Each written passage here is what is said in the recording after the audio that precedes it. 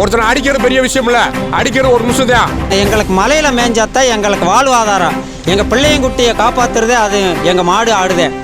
எத்தனையோ அரசியல்வாதி இருந்தாலும் இன்னைக்கு வந்து அவர் தான் எனக்கு கடவுள். அதுக்காக தெய்வம் அளவுக்கு அவர் ஒப்பிடணுமா?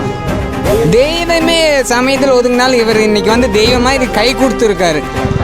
எந்த யாருமே பெரிய பெரிய அதிகாரி இருந்து யாரும் கண்டுக்கறல. இவர் எங்களுக்கு வந்து இன்னைக்கு முன்னால் வந்து ஒரு ஒத்துழைப்பு கொடுத்துருக்காரு.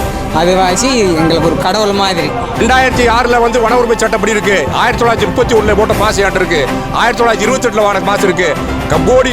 போடி ஜமீன்ல வான பாஸ் இருக்கு. கண்டம்னூர் ஜமீன் போட்ட பாஸ் இருக்கு.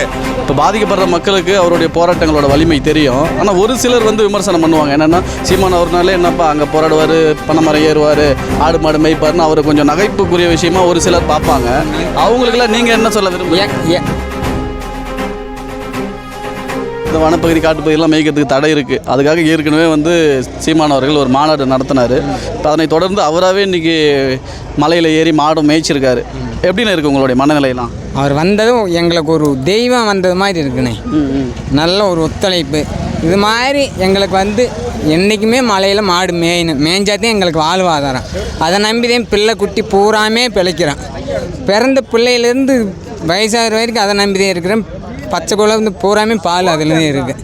அதை நம்பி தான் எங்கள் பொழப்பே இருக்குது. வாழ்வாதாரமே அதுதான். அதுக்காக தெய்வம் அளவுக்கு அவர் ஒப்பிடணுமா?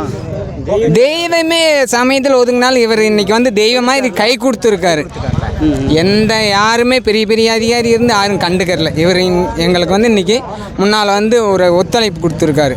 அது வாசி எங்களுக்கு ஒரு கடவுள் மாதிரி. சரிண்ணா, இப்போ பாதிக்கப்படுற மக்களுக்கு அவருடைய போராட்டங்களோட வலிமை தெரியும். ஆனால் ஒரு சிலர் வந்து விமர்சனம் பண்ணுவாங்க. என்னென்னா சீமான் அவர்னாலே என்னப்பா அங்கே போராடுவார், பனைமரம் ஏறுவார், ஆடு மாடு மேய்ப்பார்னு அவர் கொஞ்சம் நகைப்புக்குரிய விஷயமா ஒரு சிலர் பார்ப்பாங்க. அவங்களுக்குலாம் நீங்கள் என்ன சொல்ல விரும்புறீங்க? அவங்க வந்து அவங்க இதுக்கு சொல்லுவாங்க. எங்களுக்கு வந்து அவர் வந்து ஒரு தெய்வம் மாதிரி, ஒரு தெய்வத்துக்கு ஈக்குவலாக வந்துட்டார். இதே மாதிரி என்றைக்கும் எங்களுக்கு வந்து அவர் சப்போர்ட் கொடுக்கணும். நாங்கள் வந்து அவங்கள நல்லா நம்பிக்கிறோம். நம்ம உயிரை கொடுக்கணும்ல, நம்மளுக்கு ஒத்துழைக்கிறாரு. அவருக்கு நாங்கள் உயிரவே கொடுப்போம். எத்தனை மாவட்டம் மாடு வச்சு எல்லாமே அவருக்கு ஒத்துழைப்போம். இப்போ எல்லா தலைவர்களும் அரசியலுக்காக தேர்தலுக்காக வேலை செஞ்சுட்டு இருக்காங்க. இவர் போராட்டமாக முன்னெடுக்கிறாரு. எங்களுக்காக இன்னைக்கு வந்திருக்காருல போராட்டத்துக்கு. அப்போ இவருக்கு நாங்கள் ஒத்துழைக்கணும்ல. தேர்தலில் ஒத்துழைப்பீங்க? உறுதியாக அவரை இன்னைக்கு இருந்து தெய்வமாக நினைக்கிறோம். இது நாள் வரைக்கும் தெரியாது, இன்னைக்கு இருந்து தெய்வமாக நினைக்கிறோம். எந்த அதிகாரியுமே காதில் கூட எடுத்துக்கிறல. நிச்சயமான வந்து அதை ஒரு நிமிஷம் காதில் வாங்கி மனசில் பதிஞ்சு எங்களுக்கு ஒரு விடிவு மாதிரி இன்னைக்கு காமிச்சிருக்காரு. இதே மாதிரி இன்னைக்கு நல்லபடியாக நடத்தி கொடுக்கணும். அவர் இதெல்லாம் ஓட்டுக்காக பண்ணுறாருன்னு நினைக்கிறீங்களா, இல்லை உண்மையிலே உங்களுக்காக பண்ணுறாரா, இல்லை ஓட்டுக்காக பண்ணுறாரா? மக்களுக்கு, ஏழை மக்களுக்கு, விவசாய மக்களுக்கு சப்போர்ட் பண்ணுறாங்க. கிராமத்தாளர்களுக்கு மாற்றம் கிடையாது. இது வரைக்கும் அவர் செஞ்சது நல்ல வழி. கிருஷ்ணருக்கு உருவாக்குனதுன்னே சொல்லிட்டாரு. பழைய ஏடு எடுத்து சொன்ன மாதிரி சொல்கிறார். அரசியல் தலைவர்கள்னாலே ஓட்டுக்காக வாக்குக்காக தானே வேலை செய்வாங்க. அப்படி நீங்கள் நினைக்கலாம், நாங்கள் நினைக்கல. இன்றைக்கி வந்து அவர் எங்களுக்கு நல்லா ஒத்துழைப்பு. அவருக்கு நாங்கள் உயிரை கொடுப்போம். அந்த அளவுக்கு எத்தனையோ அரசியல்வாதி இருந்தாலும் இன்றைக்கி வந்து அவர் தான் எனக்கு கடவுள். இந்த இடத்துல வந்துட்டார்ல, கஷ்டத்தை வந்து ஒரு நிமிஷம் அவர் வந்து எடுத்து பார்த்துட்டாரு. அது வாசி எங்களுக்கு வந்து அவர் ஒரு தெய்வம் மாதிரி தான் கண்ணுக்கு தெரியுது. வேற எந்த மாற்றமும் இல்லை. வந்துட்டல கரெக்ட் வரைக்கும் வந்துட்டல எங்கள் கூட. அது எங்களுக்கு போதுமே. அவர் தெய்வம் தானே, தெய்வம். இன்னைக்கு வந்து அவர் தெய்வம் மூலமாக தான் இவர் வந்திருக்காருன்னு எங்களுக்கு தோணுது. இந்த இடத்துக்கு வந்திருக்காருன்னா கொம்பு தூக்கி ஐனார். இந்த வனத்தில் உள்ள தெய்வமே அவர்கிட்ட தான் இருக்குன்னு நாங்கள் நினைக்கிறோம். எத்தனை அரசியல் வந்தாலும் சரி, இவரத்தையும் இன்னைக்கு மதிக்கிற மாதிரி. தெய்வம் அளவுக்கு ஒப்பிற அளவுக்கு என்னென்ன ஒரு போராட்டம் தானே முன்னெடுத்து இவ்வளவு கஷ்டத்தை வந்து இன்னைக்கு வந்து இந்த இடத்துல மண்ணில் மிதிச்சிட்டார்ல. எங்கேயோ பிறந்து இங்கே வந்து மிதிச்சிட்டார்ல. இந்த மலையில் வந்து இந்த ஏத்தத்தில் போய் இவ்வளவு கஷ்டப்பட்டு அரசியலாக நாங்கள் நினைக்கல. அவரை நாங்கள் ஒரு கடவுளாக தான். முன்னொரு காலத்திலேருந்தே மலை மாடு மலையில் தான் மேயும். ரொம்ப கீழே தரகாட்டு அழியும் போது நம்ம விவசாயம் பண்ணியிருக்கோம் பாரு, அழியும் போது கீழே மேயும். அது விதைச்சாச்சோன்னா மலையில் தான் போய் மேய்ச்சல் ஆட்டி தங்கி கூட மேய்ச்சிட்டு வருவாங்க. அதை வந்து இப்போ வனத்துறை ஐயாவக வனத்துறையிலேருந்து மலையில் ஏற்றக்கூடாதுன்னு சொல்கிறாங்க. இது வந்து ஏற்றாமல் இருந்தால் நெய் எங்கிட்ட இருந்து வரும், சாணி எங்கிட்ட இருந்து வரும், உரம் எங்கிட்ட இருந்து வரும். மலையில் மாடு ஏற்றக்கூடாதுன்னா இது புகைப்படுத்துறது இப்படி. அதனால் வந்து எங்களுக்கு மலையில் மேய்ஞ்சாத்தான் எங்களுக்கு வாழ்வாதாரம். எங்கள் பிள்ளையங்குட்டியை காப்பாற்றுறதே அது எங்கள் மாடு ஆடுதே. அதனால் அவங்க வேணாமன்றாங்க. நாங்கள் மலையில் ஏற்றுவோம்னா அதில் வந்து எங்கள் மலை மாடு மேய்ச்ச ஆளை இதே இடத்துல தள்ளி விட்டு அவரை ரொம்ப அலுங்கோலப்படுத்திட்டாங்க. அதை வந்து நம்ம சீமான் ஐயா தலைவரை வந்து பார்த்துட்டாப்புல, நெட்டில் போட்டு பார்த்துட்டாப்புல. பார்த்ததுமே மலை மாடு உரிமை இருக்கும்போது இந்த மாதிரி செஞ்சிட்டாங்கல்ல, நம்ம அதை மலை மாடை அதை நம்ம மேய்ச்சி காட்டணும் அப்படின்றதுக்காக இன்றைக்கி ஒரு போராட்டம் ஐயா. இது வந்து எங்கள் பிள்ளையும் குட்டியை காப்பாற்றுறதே இந்த மலை மாடுதே, மாடு ஆடு. எங்களுக்கு விவசாயத்தில் வந்து ஒன்றும் ஒரு புரோஜனம் இல்லை. 5000 ரூபா செலவழிக்கிறோம்னா 2000 ரூபா தான் வருது. அப்போ 3000 ரூபா நட்டமாகி போகுது.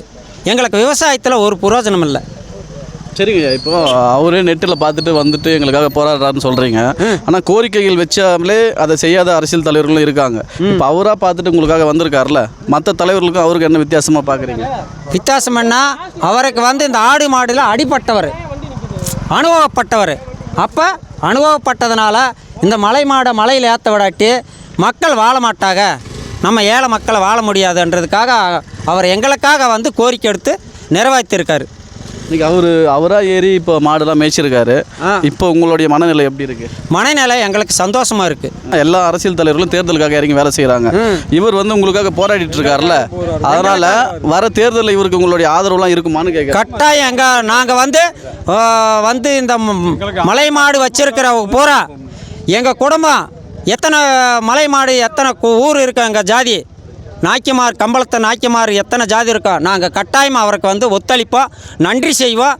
நன்றி. ஆனால் சேமானுக்கு வந்தது வரைக்கும் எனக்கு சந்தோஷமாக இருக்குது. எங்கள் சந்தோஷமாக இருக்குது எங்களுக்கு சேமான் வந்தது. கைபாலம் எல்லாமே தெம்பு எல்லாமே கிடச்சிருக்கு. வணக்கம். கர்னல் ஜான் பெனிக்கும் பாரம்பரிய மலைவாழ் போல சங்கங்களின் தலைவர் பேசுகிறேன். தமிழ்நாடு மேசன் செயலாளர் பேசுகிறேன். மலையில் வந்து ஆடு மாடு மேயக்கூடாதுன்னு சட்டத்தில் இடம் இல்லை. 2006 வன உரிமை சட்டப்படி புலிகள் சரணாலய மலை இருந்தாலும் எந்த சரணாலய மலை இருந்தாலும் ஆடு மாடு மேய ரைட் இருக்குது. குரங்கணி தீ விபத்து வந்ததுக்கு காரணம் என்னென்னா ஆடு மாடு மேயாத காரணத்தினால தான். அந்த ஆடு மாடு மேயாதனால வனத்துறை தீயை வச்சு 23 பேர் செத்து போனான். அதில் வந்து 950 பக்கம் என்கிட்ட ஒரு ரிஜிவ் இருக்குது. ஒரு கலெக்டர் அனுப்பியிருக்காரு, உயர்நீதிமன்றம் ஒரு கலெக்டர் அனுப்பியிருக்காரு. அந்த பக்கத்தில் என்ன போட்டிருக்கு, ஆடு மாடுகள் மேயாத காரணத்தினால் மக்களுடைய ஒரு ட்ராக்கிங் போன மக்களை வந்து வனத்துறை தீ வச்சு அழிச்சிருச்சு. இதே நடந்தது. 2006 வந்து வன உரிமை சட்டப்படி இருக்குது. 1931 போட்ட பாஸ் என்கிட்ட இருக்குது. 1928 வாங்கின பாஸ் இருக்குது. போடி ஜமீனில் வாங்கின பாஸ் இருக்குது. கண்டம்னூர் ஜமீன் போட்ட பாஸ் இருக்குது. கஸ்பா ஜமீன் போட்ட பாஸ் இருக்குது. நாங்கள் மலைமாடு கேஸை போட்டு ரிவ்யூ கொண்டு விட்டேன். ஆனால் 2வது ஜட்ஜ்மெண்ட்டில் இந்த இதெல்லாம் காமிக்கலை. மாடு மேயலாம் தான் சொல்லியிருக்கு. ஒரு பார்க்காக இருந்தாலும் சுராஜ் பார்க்காக இருந்தாலும் எதாக இருந்தாலும் செய்யலாம் இருக்கு. வனத்துறையில் வந்து முதல்ல ஜட்ஜ்மெண்ட்டை வந்து தமிழில் டிரான்ஸ்லேஷன் பண்ணி அந்த பாமர மக்கள் படிக்காதவங்களுக்கு சொல்லணும். ஒருத்தனை அடிக்கிறது பெரிய விஷயம் இல்லை, அடிக்கிறது ஒரு நிமிஷம் தான். அதனால் வந்து இந்த விதம் வந்து கால்நடைக்கு துறையில் வந்து நாம் நம்முடைய கட்சியினுடைய தலைவர் வந்து தலையிட்டு இதை இவ்வளோ தூரத்துக்கு கொண்டு வந்ததுக்கு அவருக்கு என்னுடைய மலைமாடு சங்கத்தின் சார்பாகவும் என்னுடைய சார்பாகவும் நன்றியை தெரிவித்து விடைபெறுகிறேன். நன்றி, வணக்கம். நன்றி.